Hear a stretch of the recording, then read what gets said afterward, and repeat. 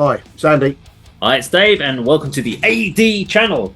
No K, we've kicked him out. No, we haven't kicked him out. We've allowed him to have a week off. And also, do you know what? We're going to do this video today because, you know what? He's never been this complimentary about this band. So we've decided to tell that he's not allowed to do any reviews of this band. We are going back to, of course, The Warning, because Kirk just doesn't like him. So, and you guys don't like Kirk, so we've been nice and we've just relegated him and told him to fuck off, and he's not allowed to do anything with The Warning anymore. I don't We're have any going riffs, way back. There's no riffs in the Warning song. No riffs apparently, which yeah is bollocks. But we are going way back because obviously they've got their new album coming out. We've looked at a lot of videos now.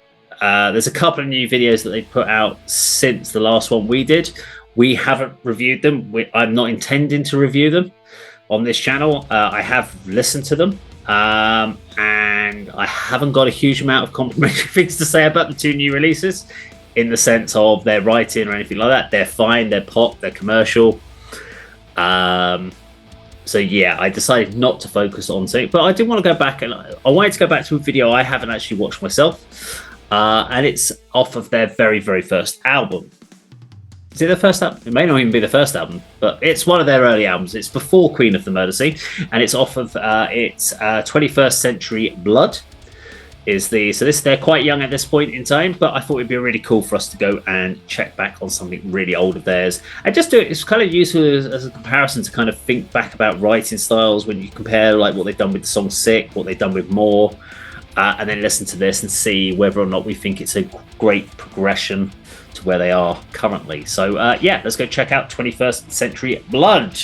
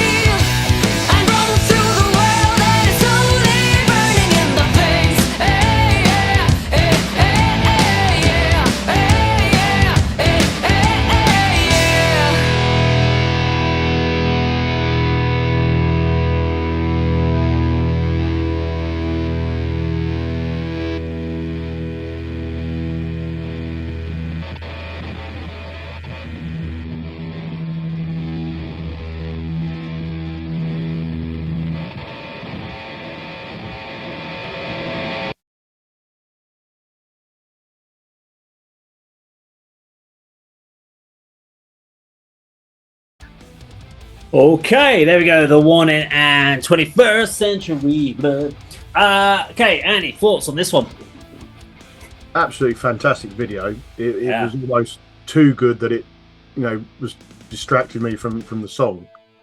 No, it was almost like, those sort of songs you get from like film soundtracks, and the video consists of a very small amount of band performance and a lot of clips from the film. Yeah. It was almost like that, but it was, the storyline was like start to finish. I mean, I'm not sure I completely get the storyline, but it was very well composed and shot. Some sort of dystopian future where, with the phones and the blindfold, not, we're all being controlled, and you have to be online to exist. It was really well put together, that element of what we've just seen.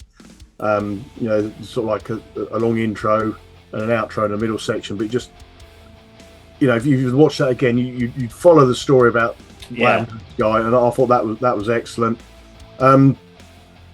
Opening riff was catchy, and that was sort of fed through the majority of the song, but I think that's sort of kind of the warnings technique, isn't it? Yeah. Really like the solo. I've never had any intention of learning how to play lead guitar, but if I did, I'd want to play something like that. Yeah. No showboating, no. Yeah, adds a nice element. It has its own separate melody. And it certainly added to the song, and it needed something like that to break it up a little bit. And it was really good sort of solo. It's not what do you call a shredder? When a shredding virtuoso type style. Yeah, virtuoso. Yeah, it was a really nice solo. I could see how young the girls looked, but Danny's voice is as mature as it is from, the most recent songs we've watched. Yeah.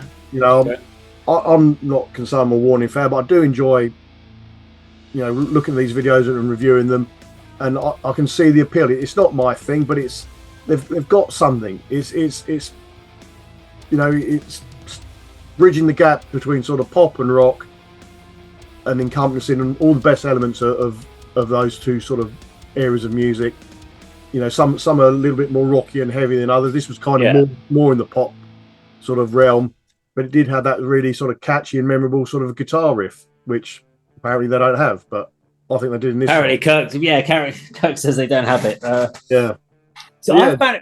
I found it really interesting because it's. I said before we started this video. Now I couldn't remember. I just remember talking about this album before and talking about like the early integrity of the band and the songwriting and the riffs, and obviously I'm thinking a lot of Queen of the Murder Scene, which is the next album after this one, and so I was going into this thinking about the riffs, etc., and then I started listening to it and I'm like, this is very hooky, but it sounds like it could easily be Sick, or it could be more off the most recent album. It's got the same similarities of repetition, and I'm like, but I don't feel the same way that I do about Sick or More. Sick or More, I'm like, this feels like commercial sellout in a way. Whereas this, I'm like, it's a repetitive commercial cool rock track. And I think I worked out by the end of it, while you were talking there, I was paying attention by the way, but while you were talking, I thought about this, and I was like, I think it's because of the subject matter. So on their earlier stuff, they talk about social political topics. We did a review of their song Disciple, where we were all about being control. It's all about control elements. It's all government stuff. And then they started writing things about money, and they were talking about obviously being paid to do stuff, like, or being paid, trying to be paid to told what to do. And then they're doing this stuff now called Sick and Hell You Call a Dream, and they've changed the style of music that they're writing, and it feels a little bit more fickle to me. It doesn't feel as well thought out or genuine. It doesn't feel like there's the integrity of the band anymore. It just feels like a very light-hearted album and almost a humorous attempt. And I guess they're having fun with it on the new stuff, but I just prefer the old stuff where they were trying to say a message, and you could say that in that video, you could really see what they were trying to get across. And again, as you said, they were very young in this point, but they were so much further. If you imagine half the bands that we know wouldn't get to the standard. As far as maybe technically, musically, they could play it, but as far as that process of thinking about putting a music video together like that, with just their parents and stuff, and just managing to deliver something as good as that off of like their first proper full length album. I think this was. I'm probably wrong because I'm sure the Warning Guys fans will tell me that no, that was their second album and blah blah blah. Not an encyclopedia. Leave me alone.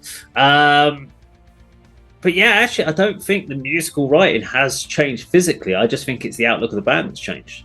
Yeah, The riffs are probably very, very similar. I just think that's what's probably, it's the fact that their integrity of what they're singing about is very different, and that's probably put people off. And I mean, I know that I will still wait for the next album after this to come out, but I've got no interest in getting the most recent album. Because it just doesn't, everything I've heard off of it, I'm just like, nah, it's all right, but it's forgettable for me. Whereas the earlier stuff, you're a big fan, aren't you? It's one of these bands that there is music that I like listening to. Not every song, but I've always respected this band for what they do and what they delivered. And they've got huge integrity about what they want to do, and that's why with this new album, I feel comfortable to say I'm not a fan of the new album, but I am a fan of what this band does.